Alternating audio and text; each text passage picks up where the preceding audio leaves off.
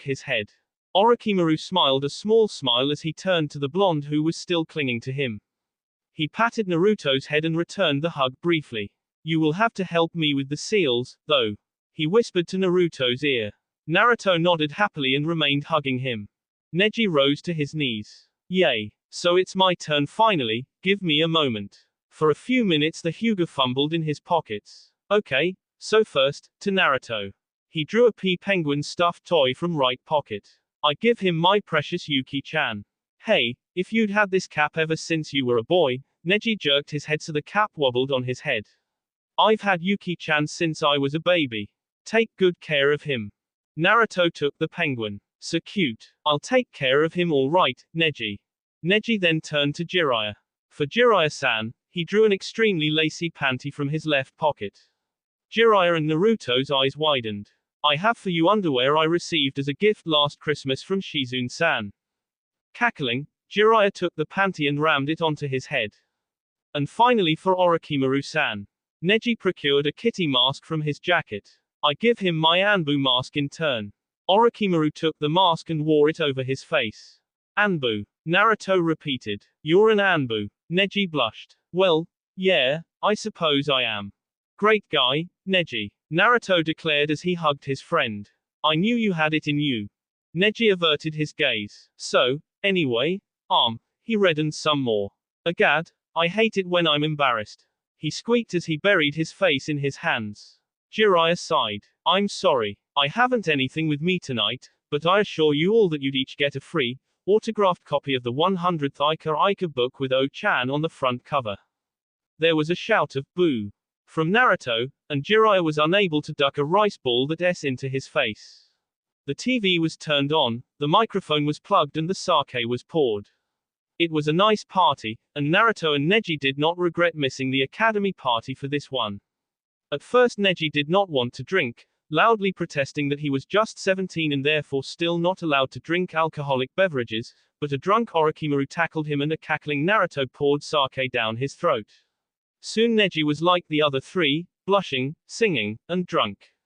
Fumiko Muzakuseru Cake Hiki Wanaisa Su Deo. Yuru wo Nukeru. Nejikomu sa Seigo ni Sashihiki 0 sa Su Deo. Hibi wo Kezuru.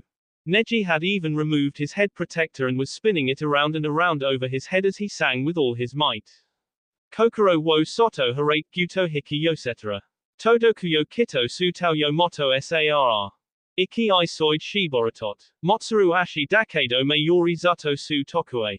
Ubeitot Sukandit. Kimi ya nai Nara Imi was Naniosa. Dakara Moto Moto Moto Haruka Kanata. At 11 in the evening, much to Jiraiya's delight, and Naruto used no jutsu, transforming both himself and Orochimaru. Neji was still singing his heart out in front of the TV, cursing whenever the video gave him a low score. Kokuan Bori ni Botu Bodi Mahattayasan Mo. Pekin Dakkuyaayaashon Chari Darisagu Chen Rii. My Koteka Daiji Nimagakiagaru Popo San. Otwo Hashaku Japaniizupipoo. Sekaiju Hora Warataru Sora Mayagete. Sa Tachiagat oh yeah. Sekaiju Hora Kawateku Minana Ganbat. Satachiagat oh yeah. Neji watched beadily as the video rated him a 97. But his wine-impaired vision made it look like 17 for some reason we cannot explain, and the Hyuga exploded. Roaring, he grabbed the TV and made to squash it to pulp, but Jiraiya and Naruto were there to save the day. Oi, oi, Neji-kun. You wouldn't want to destroy Tsunde's flat screen, trust me. Jiraiya shouted as he had Neji in full Nelson. Quote exclamation mark. $. And. The damn thing gave me a 17. The damn thing's insulting my voice. $. Neji howled as he struggled against Naruto and Jiraiya. It was a 90, 7. Naruto yelled. It was a 97, you dolt. While the three wrestled, scratched and bit each other, a very drunk O-chan made her way outside while dragging the Christmas tree behind her. The swaying woman started to build a snowman, pausing every now and then to drink deeply from the sake bottle she claimed as her own and called, Mommy. When the snowman was finally finished, Orochimaru put an upturned pot onto its head and raised her sake bottle for a toast. Merry Christmas, Sarutobi-sensei. And she drank the remaining content in one gulp. There was a loud crash from the house, and Jiraiya's shout of frustration and worry. O-chan swayed and twirled in the snow. Oi, you all come out here. Come OOUUUUTT. 10 minutes later and the three waded through the snow to join Orochimaru and the snowman. The mood was good for a somber carol, and arm in arm, they started to sing. Silent night, holy night, all is calm, all is bright. Guys, wait, my stomach is feeling very bad. Huh. Not now, Naruto-kun. Wait, no, it's coming. What is coming? The POOOOOT. Quote. Onara. AAAAAAAAAAAAAGHHHHH. Naruto had woken earlier than anybody that day, so early in fact, that he got up even before Neji did. When Naruto had sneaked out of the universal bedroom, Neji was still comfortably tucked in his blankets, Naruto's walrus sleeping cap on his head as he slept like a log. It had just been a week after Christmas, with the snow finally starting to melt. Naruto went to the kitchen and cooked breakfast, afterward went to tackle the laundry and then finally going outside and performing warm-up exercises. 20 minutes later, when Naruto was doing his curl-ups, Neji woke, and gave a non-committal sound of surprise upon seeing his chores done for him. Naruto, this you're doing? The Hyuga called from the house. Yeah, Naruto answered, and Neji did not ask any more questions after that. Naruto finally finished warming himself up and started to pace impatiently around the house. He so wanted to wake Orochimaru now and begin the training, but Jiraiya told him that that should be the last thing he'd ever do. Orochimaru taught when he felt like it, push him and you'd get a good kick in the groin for your efforts, or, in Anko's case, a good yell that sent her staggering for 3 days due to middle ear problems. Naruto squatted down by the porch, thinking of summoning Gamakichi to take care of his boredom when the door slid open and Orochimaru, still under the no jutsu, stepped outside. Naruto quickly leapt to his feet, looking expectant. However, the fox's eyebrows rose when he saw the big lunchbox Orochimaru was holding. Said Naruto, nodding toward the lunchbox. We won't be training here. Orochimaru replied as she tucked a few stray strands of her raven hair behind her left ear. We'll be going somewhere open. Dangerous, Sine Gyashu. You don't want to end up grabbing the wrong heads. Okay, Naruto nodded. He reached for the lunchbox. Allow me. Thank you. They walked away from the house side by side and in silence. Naruto, on the other hand, kept throwing furtive glances toward the pale woman beside him. What he saw made him smile. The careworn expression left the serpent's face a few days before Christmas, to be replaced by a look of contentment. Naruto guessed this must be the effect of the drinking session with Jiraiya, the one where he and Neji heard Orochimaru shout Tsunade's name. Yeah, that had to be it.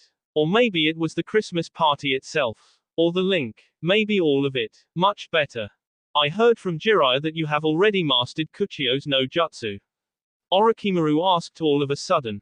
Naruto nodded. Yeah, I have Gamabunta as my principal summon. Sine Gyashu won't be a problem for you, then. Orochimaru replied, giving Naruto a sidelong look. It basically uses the same principles as your fundamental Kuchios, except you focus your summoning down your sleeve, as this is where the snakes will appear to aid you in grabbing or stopping an opponent's attack. I understand you have seen Anko do this. Yeah, Naruto answered eagerly. There was a pause before Orochimaru chuckled lightly. Jiraiya speaks most highly of you, Naruto. And Tsunade wouldn't have sent you to capture me in the first place if you do not possess talent. I, in turn, have high expectations from you as your mentor. I want you to give me your best. I want you to utilize the Kyuubi's chakra at all times. Do you understand me? I will. Naruto replied passionately. He quivered with excitement. This was it. He was actually Orochimaru's student. He was being taught by Sandaime Hokage's best student. He recalled the past years. Who would have thought that he'd be one of Orochimaru's precious few? Something that Sasuke wasn't able to accomplish. They finally descended to the hamlet proper, and luckily, not too many people were up and about. Naruto was sure Orochimaru would definitely go berserk this time if somebody would again dare to try and flirt with her. Soon they were walking out of the village and out into the open, barren land. Naruto guessed they would circle the frozen lake. Neji said there was a nice little dell over there, perfect place for training. But, wait a minute, Naruto piped up. How are you going to teach me? Are you just going to give me general instructions? I mean, I can follow those okay, but a proper demonstration would be most welcome. We'll see, was all Orochimaru said. Like what the fox guessed, they circled around the frozen lake and climbed down a second rocky and slippery path before finally coming into the secluded dell. A few dead pine trees surrounded them from above, providing a very good screen. Tsunade's house was partly visible, but Naruto was sure Neji was watching them from afar with his Byakugan. Naruto laid their lunch on a rock that jutted out of the snow and readied himself. Orochimaru was already standing some 40 meters away from him. She was gingerly flexing her bandaged right hand. Watch carefully, Naruto, she said in a no-nonsense voice. I won't be able to do this again. Naruto swallowed and blinked hard several times to focus his vision. Orochimaru pivoted on her heels and Stenigyashu. The fascination was still there, strong as ever, as Naruto watched open-mouthed as 4 gigantic brown cobras, or were they vipers, shot out from Orochimaru's kimono sleeve. They darted through the air, their jaws stretched, and their fangs glistening in the early one sunlight. Naruto's gaze darted from the snake's jaws to Orochimaru's sleeve. They seemed to have no end, these reptiles. There was a very audible crack as the 4 snakes sank their jaws onto a dead pine trunk, and Orochimaru's hand closed on their bee. The serpent gave a mighty pull that wrenched the entire dead pine from the soil.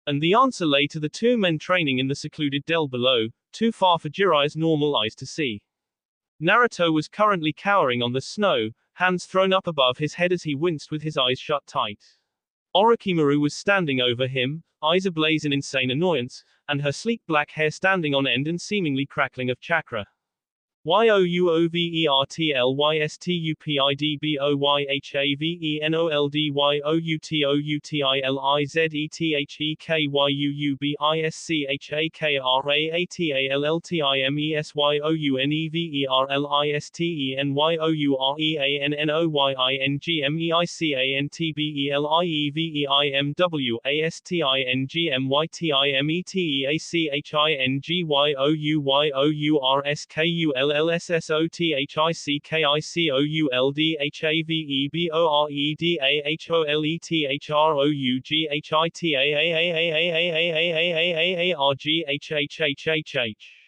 Orochimaru shouted in one rapid breath. On. There's no need to get angry. Naruto protested as he kept his face shielded with his arms. I only thought that the jutsu was easy, I never did try doing anything fishy, the jutsu was easy, what's the point of using my red chakra? Orochimaru's golden eyes flashed, and she grabbed Naruto by the collar, amazingly able to dangle him a few inches off the ground. Naruto swallowed really hard and looked down at his mentor. It looks like annoying the hell out of Orochimaru was never a good idea. Orochimaru inhaled and Naruto shut his eyes again and covered his ears.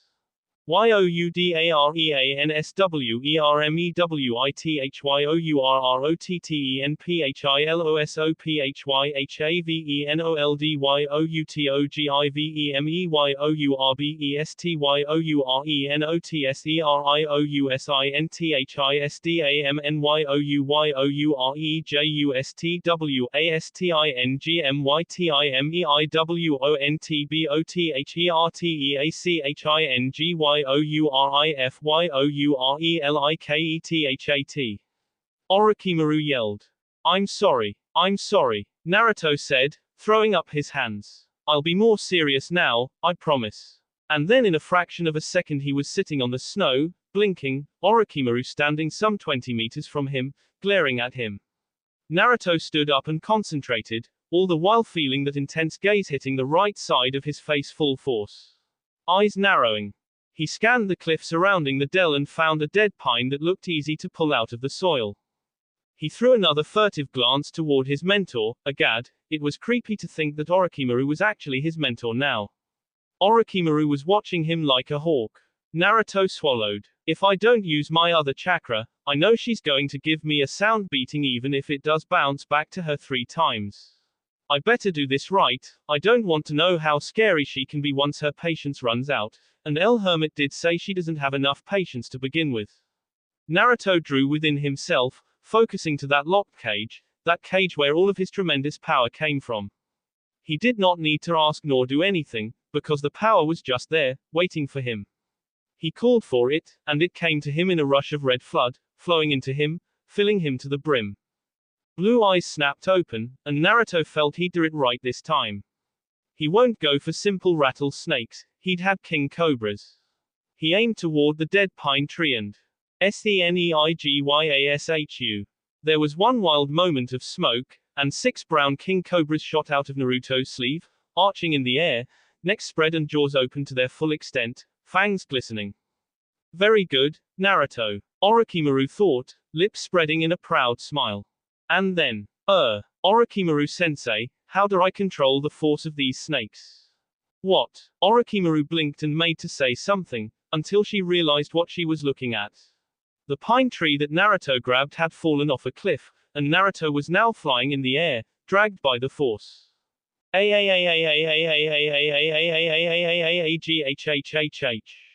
Goddamn you, Naruto. Neji cringed. Youch. So there they go falling off the cliff now. Jiraiya choked on his piece of sushi. They what? They fell off the cliff. Naruto used the snakes to try grab one of the dead pines, but he somehow did not know how to control the force of the snakes, so he ended up pushing the pine off the waterfall, and the two of them, him and Orochimaru of course, just fell off the cliff. Neji explained as if teaching simple addition to an extremely stupid toddler. Jiraiya shook his head. Well, I don't envy Naruto later. Neji chuckled as he went back to his cooking. That dolt, sometimes I don't know whether he really ought to be Chunin or be reverted to being Chunin. He surprises me with his new jutsus and sometimes makes me sigh with his sheer stupidity. The Hyuga paused in the middle of stirring soup, creamy mushroom, frowning lightly. He exited from the kitchen while Jiraiya resumed his tea and came back a minute later with Kakashi and Guy, both carrying big boxes filled with food. What a pleasant surprise. What brings the two of you here? Jiraiya greeted as he set down his mug on the table. Godime-sama has sent us with your usual packages of food and entertainment. Guy explained, flashing his perfect teeth while Kakashi took a plate of sushi from Neji. So how are you doing here? I must say that Godime-sama was quite generous to make up for you three missing the Christmas party. The boxes are way heavier this time and we still have 2 more left in Konoha. She needn't have bothered, but the food's welcome anyway. Neji grinned as he started handing out tea to the visitors. We had our own little party and it was way fun than what the academy had, I expect. Guy frowned up at Neji and noticed his earrings. Weird little earrings you have, Neji. Neji only gave his mentor a mysterious smile. And then the sound of sliding doors could be heard, and Naruto's loud voice rang out. We're home. Hey Neji, do you have a nice snack for us? We're starving. Kakashi and Guy turned to watch as Naruto entered the kitchen, followed by. Kakashi blinked, but Guy's mouth dropped open. While Kakashi was busy noticing the leaves and twigs stuck in Naruto and Orochimaru's hair and clothing, Guy was busy gaping at the woman behind Naruto. The green beast had no eyes for others except for her alone, she, whose beauty snared his heart upon first sight. Suddenly Guy stood up from his chair and knelt in front of the woman, taking her bandaged right hand, and conveniently forgetting it was B. Oh, fair maiden, it would honor me so if I could know your name. Guy said passionately. I, Mito Guy, green beast of Konoha, is forever to your beauty. Orochimaru's eyebrows rose. Neji, Naruto and Kakashi gaped while Jiraiya promptly fainted. Ah, sensei, I really don't think that's a good idea. Neji began. He is mad, was all Kakashi managed to say. Orochimaru snatched back his hand. Do you want to die that badly, eyebrow man? Fair lady, do not treat me so. I want to know your name. Guy persisted. Your beauty exceeds that of the moons on a sultry night, and not even the sun can compare to your golden eyes. Naruto covered his mouth with his hand to stop himself from laughing while Neji started to rub his temples. Do you know who you're talking to? Orochimaru said, her voice rising. My name is Orochimaru, you fool. Guy blinked, stood up and laughed. Orochimaru. No, fair maiden. You cannot be that old fart. Okay, that's it, so I'm running for cover. That was all and Neji vanished in a puff of smoke. A vein started to throb on Orochimaru's forehead. Old fart. You dare call me an old fart? There was another puff of smoke and Orochimaru reverted to his male self, hair standing on end and eyes blazing. Guy stepped back, horrified, his mouth opening and closing rapidly, making him look like a confused goldfish. Who are you calling old fart, freak? Orochimaru shouted as his bandaged fist full force into Mito Guy's jaw. There was a tremendous crash and Mito Guy flew out of the house through a hole in the roof. Jiraiya whistled. Wow, that must have been 120 feet, a new record for you Orochi-kun. That will be all for this video. Be sure to like, subscribe, share, and comment down below for more videos. Goodbye.